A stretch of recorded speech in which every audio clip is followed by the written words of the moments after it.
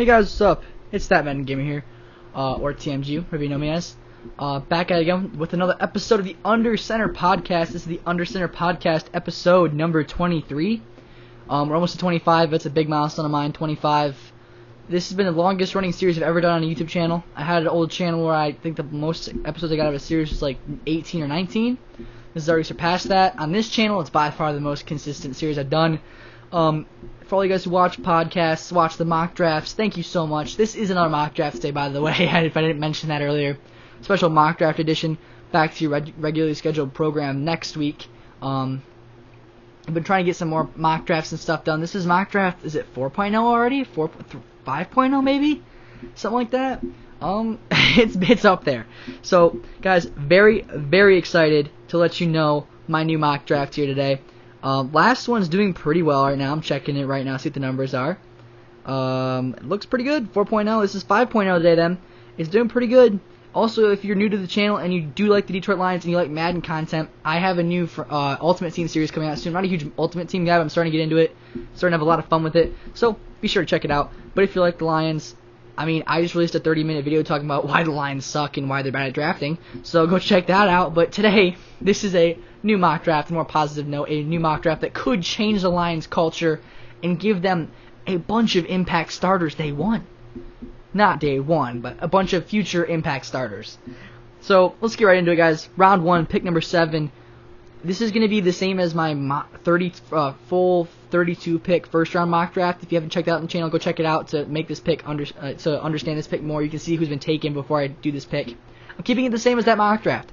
I'm having him take Justin Fields, the quarterback from Ohio State. In this mock draft, I believe all the skill players I would think of, like a Pitts or a Chase, are gone. I think Sewell might have been gone. I'm not 100% sure, but Sewell, I don't know if he was gone yet or not, but the only guys that would even challenge for me as a pick there, if Jamar Chase, Kyle Pitts are gone, it would be Waddle or Sewell, maybe Slater, probably, I don't know, maybe, and then Parsons. So it depends on the Lions' value. If they value a day one upgrade, I think Micah Parsons or Jalen Waddle is the route to go, or even Sewell or Slater, right? All those are day one options. Justin Fields is more looking for the future. You give Jared Goff a year or two, take some lumps to the team, start building a solid roster, and then you get his contract off your books by cutting him or trading him. You have a younger, higher upside quarterback who's way cheaper. So if Justin Fields pans out the way I think he will, which I think he'll be a very solid QB, I reevaluated my quarterbacks. I have Trevor Lawrence at 1, Zach Wilson at 2, Fields at 3, but Wilson and Fields are closer than they used to be for me, just after a lot more film watching and film breakdown. I think Fields is immensely talented. I just think that it's all upstairs what he needs to fix.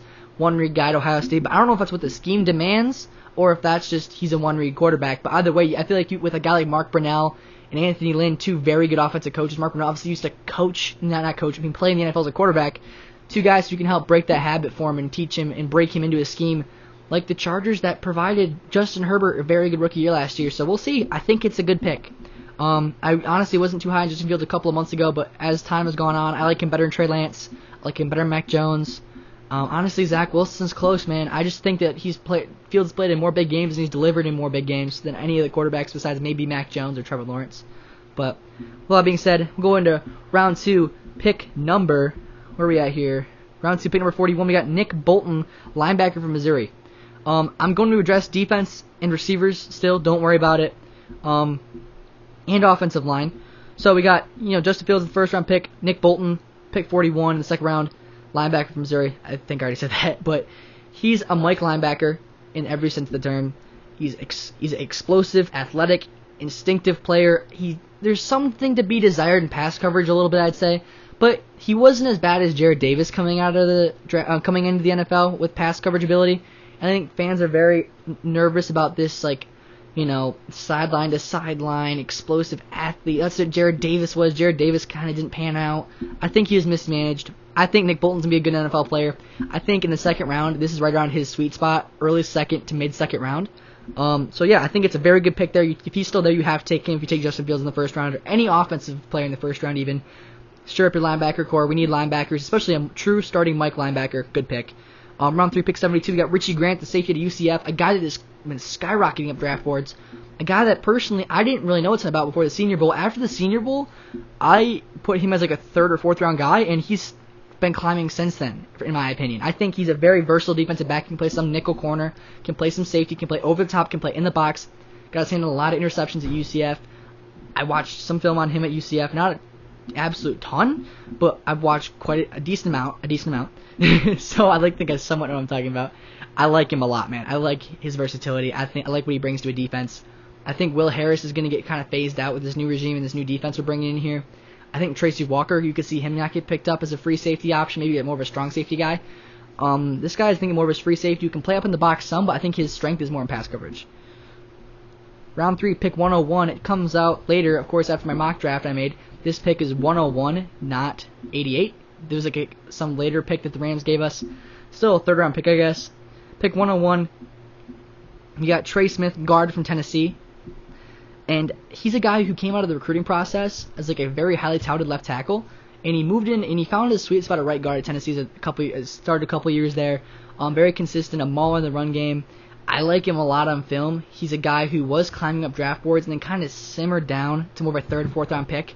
I think that people don't like his. I think it's flexibility and agility concerns.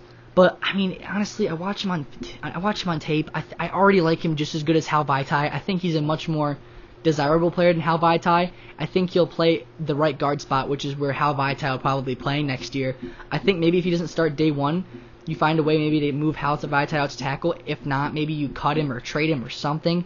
But Hal Vaitai is I don't think is worth starting next year for an entire season with no backup plan. You know, this guy's a backup plan for Hal Vaitai. He can fill in right away. But I think by year 2, if Hal Vaitai's on the team anymore, you gotta find a spot at right tackle. I mean, I think this kid's coming for his job as a right guard. Basically just a developmental starter at right guard. I think is going to be a shoe-in for years to come. I like him a lot. I like a lot what I see of film on him. I mean, like I said, like a Hal Vaitai guy right now, day one. I think he's similar player with more upside. Way cheaper, obviously, too. Round 4, pick 112. We got Nico Collins, receiver from Michigan. A guy who's gotten extremely slept on. Maybe I'm biased. I'm a Michigan fan. But I think Nico Collins is extremely slept on. Didn't have a crazy Senior Bowl, but like the one-on-ones, a lot of that kind of stuff that was out on YouTube and stuff. I watched a lot of his one-on-ones, a lot of his different drills. He looks good, dude. He's big. He's strong. He can jump out of the gym. He's got a good catch radius, runs solid routes. He's decent. He's pretty solid speed. So I can't remember what he ran his pro day, but it's a pretty good time for what I thought he'd run.